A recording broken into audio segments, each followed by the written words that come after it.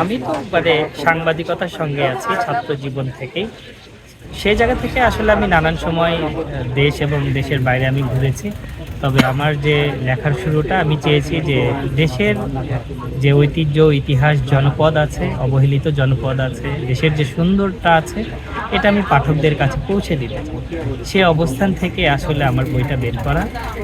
আমার যে বই বের হয়েছে ৭টি জেলার ১১টি গল্প আমি তুলে আনার চেষ্টা করেছি ভদ্রাবতীর পাড়ে। আমার বইটিতে স্থান পেয়েছে কুমার শিল্পের যে জনপদ আছে, নদীর গল্প আছে, ৪০০ বছরের পুরনো মাছের মেলা আছে, রহস্যময় মসজিদ, চা বাগান, জলপ্রপাত, সব গল্পই আসলে আমি ছোট ছোট করে আমি চেষ্টা করেছি যে গল্পগুলো তুলে ধরার জন্য। আর আমার এই যে বইটি প্রকাশিত হয়েছে, আমার এই বইয়ের অধিকাংশ লিখাই আমার জাগো নিউজ যে পোর্টাল রয়েছে, জনপ্রিয় গণমাধ্যম, সেখানে প্রকাশিত হয়েছে। সেটি আসলে সংকলন করে একটু ট্রিটমেন্ট করে তারপরে আসলে এটা বই হিসেবে প্রকাশ করা।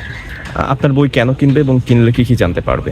এটা আসলে একটা ভ্রমণ আখ্যান, ভ্রমণ নির্ভর বই। আসলে দেশের, আমি শুরুতে আপনাদেরকে বলেছি যে বিভিন্ন জনপদের গল্প আছে, বিভিন্ন হেরিটেজ, ঐতিহ্য, রাজবাড়ির গল্প, নদীর গল্প, মাছের গল্প, জলপ্রপাতের গল্প, ঝর্ণার গল্প, চা বাগানের গল্প।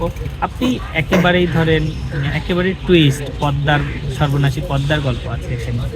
আমার গল্পগুলো পড়লে মনে হবে যে আপনি ওই জনপদ ধরে আসছেন। পুঙ্খানুপুঙ্খ আমি বিশ্লেষণ করার চেষ্টা করেছি। আমার বইটি রকমারি স্বপ্ন ৭১ প্রকাশনের অনলাইন প্ল্যাটফর্ম এবং দারাজে পাওয়া যাচ্ছে। বলতে চাই আসলে ডিজিটাল যুগ, এখন ইবুক এবং অডিও বুকের যুগ চলে আসছে। সে জায়গা থেকে আসলে বই পড়ার প্রবণতাটা অনেক কমে গেছে।